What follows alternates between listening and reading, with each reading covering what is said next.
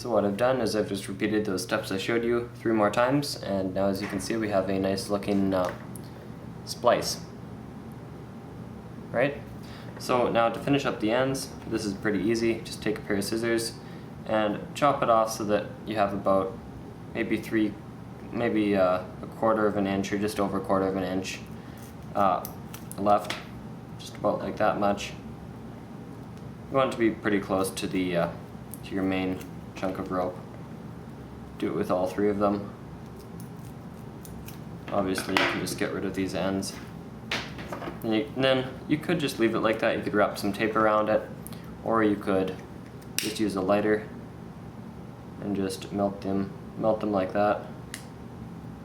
And then just when you think it's dry enough, or you could just use scissors and just kind of push it against your main splice part, and then just do that with all 3 of them, making sure not to melt your splice or any of the other important ropes.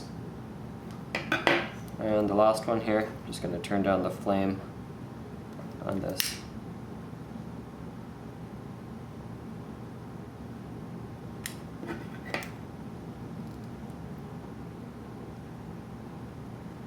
There we go. Now what I'm going to do, I'm actually going to take some electrical tape as well and just wrap it around the end here nice and tightly, just like that.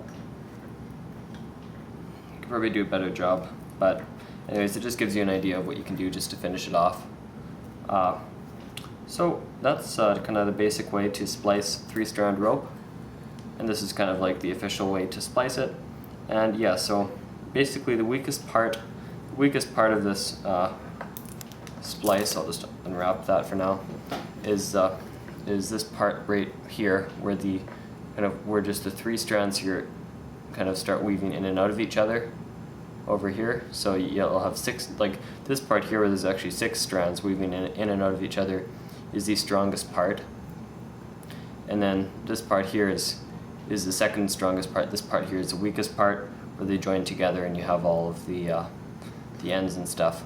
So, but anyways, this is the strongest way to join rope together, because knots can weaken rope up to 50%, but a splice will only weaken rope about make it only about 20% weaker. So that's pretty good. So I hope you've enjoyed this video and learned something out of it.